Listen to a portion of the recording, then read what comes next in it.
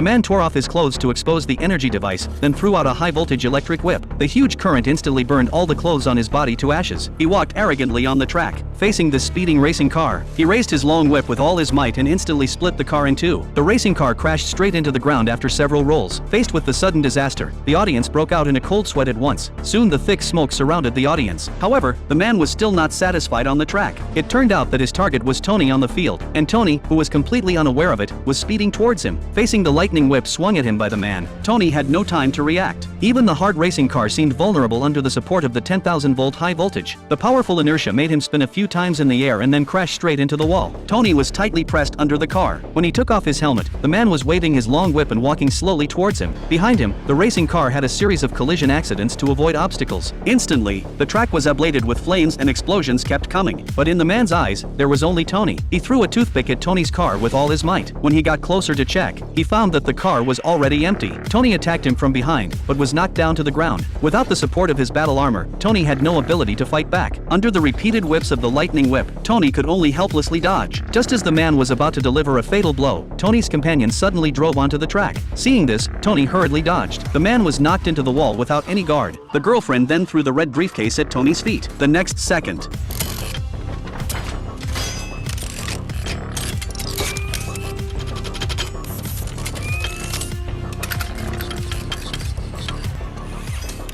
with the support of Mark's battle armor, Tony quickly turned the tide of the battle. First, he pushed his companion's car to a safe area with one foot. Then, he forcibly took the opponent's lightning whip and used his movement to knock the man down. Finally, he took off the energy device in one go.